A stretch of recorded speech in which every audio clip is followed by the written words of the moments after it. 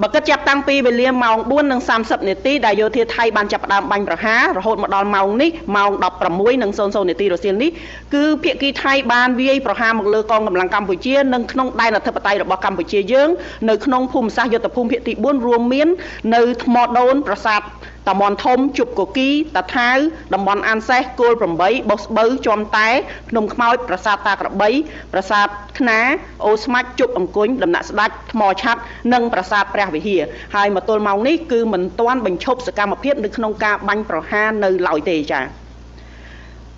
ទី 2 ស្ថានភាពជួរមុខនៅក្នុងសមរភូមិទិសយុទ្ធភូមិភាគទី 5 នៅក្នុងភូមិសាស្ត្រខេត្តបន្ទាយមានជ័យនិងខេត្តពោធិ៍សាត់ក្នុងនោះសូមអនុញ្ញាតបន្ថែមបន្តិចផងដែរនៅក្នុងយុទ្ធភូមិភាគទី 4 គឺនៅក្នុងខេត្តសៀមរាបនៅថ្ងៃនេះយើងក៏សម្គាល់ឃើញថាភាគីថៃបានពង្រីកនៅក្នុងការធ្វើការឈ្លានពានរបស់ខ្លួនទម្លាក់គ្រាប់បែកតាមរយៈយន្តហោះចម្បាំង F-16 នៅក្នុងភូមិសាស្ត្រស្រុកស្រីស្នំខេត្តសៀមរាបផងដែរដែលនេះយើងក៏សម្គាល់ឃើញថាភាគីថៃកាន់តែកក្លឿននិងកាន់តែកម្រោលដែលនេះខ្ញុំបាន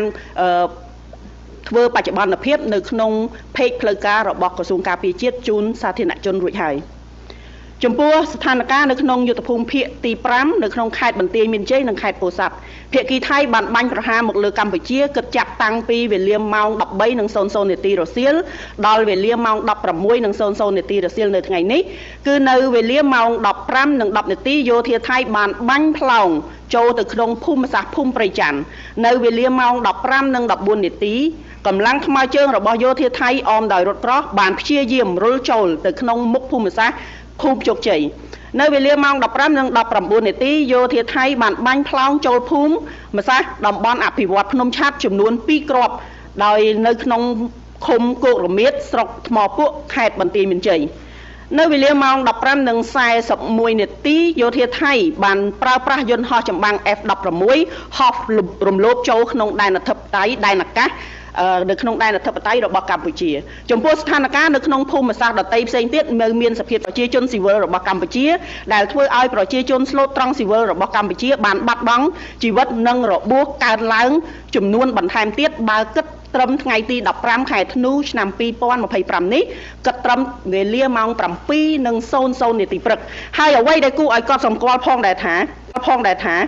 ចំនួននៃការប្រើប្រាស់យន្តហោះចម្បាំង F-16 ទម្លាក់គ្រាប់បែកនិងការប្រើប្រាស់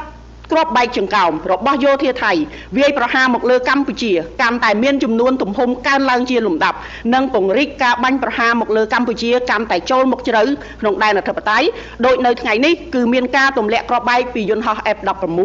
ចូលមកដល់ក្បែរជំរំជនភៀសសឹកនៅក្នុងភូមិសាស្ត្រស្រុកស្រីស្នំខេត្តសៀមរាបបន្ថែមទៀតអ្នកនាំពាក្យក្រសួងការពារជាតិសូមទាមទារឲ្យយោធាថៃបញ្ឈប់នៅរាល់ទង្វើឈ្លានពានរបស់ខ្លួនបញ្ឈប់ការផ្សព្វផ្សាយព័ត៌មានបំភ្លៃខុសពីការពិតបញ្ឈប់ការវាយប្រហារដោយមិនរើសអើងនិងមិនរើសគោលដៅពិសេសចំទៅលើជនស៊ីវិលប្រជាជនស៊ីវិលស្លូតត្រង់និងហេដ្ឋារចនាសម្ព័ន្ធស៊ីវិលបញ្ឈប់ការវាយប្រហារបំភ្លេចបំផ្លាញទីតាំងប្រវត្តិសាស្ត្រដែលមិនត្រឹមតែជាសម្បត្តិវប្បធម៌ដ៏មានតម្លៃសម្រាប់របស់កម្ពុជាប៉ុណ្ណោះទេប៉ុន្តែសម្រាប់ប្រជាជននិងមនុស្សជាតិទាំងមូលផងដែរនិងបញ្ឈប់ការផ្សព្វផ្សាយព័ត៌មានពិតមិនពិតសប្រែទៅជាខ្មៅក្នុងន័យនេះកម្ពុជាសូមអំពាវនាវឲ្យសហគមន៍អន្តរជាតិថ្កោលទោសយ៉ាងម៉ឺងម៉ាត់ចំពោះការរំលោភបំពាននៅសេចក្តីថ្លែងការណ៍រួមស្តីពីកិច្ចព្រមព្រៀងសន្តិភាពរវាងកម្ពុជាថៃនិងសកម្មភាពឧក្រិដ្ឋកម្មសង្គ្រាមខុសច្បាប់របស់ថៃម្ដងហើយម្ដងទៀតដោយទាមទារឲ្យថៃទទួលខុសត្រូវទាំងស្រុងចំពោះការរំលោភបំពានដ៏កម្រោលនេះកម្ពុជាអំពាវនាវឲ្យថៃបញ្ឈប់រាល់អរិភាពបន្ទាន់ដោយដកកម្លាំងចេញពីដែនអធិបតេយ្យរបស់កម្ពុជានិងជៀសវាងការសកម្មភាពឈ្លានពានគម្រាមកំហែងដល់សន្តិភាពនិងស្ថិរភាពនៅក្នុងតំបន់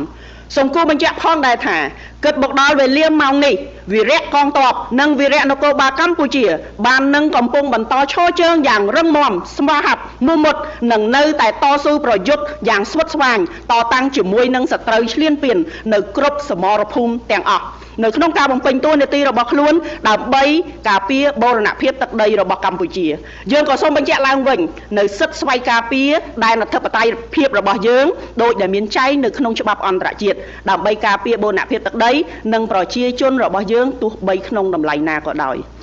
សូមប្រជាពលរដ្ឋទាំងអស់ ជឿជាក់នឹងលើកទឹកចិត្តដល់វីរៈកងទ័ពវីរៈនគរបាលដ៏អង់អាចក្លាហានរបស់យើងដែលកំពុងប្រយុទ្ធតស៊ូយ៉ាងខ្លាំងក្លានៅគ្រប់សមរភូមិ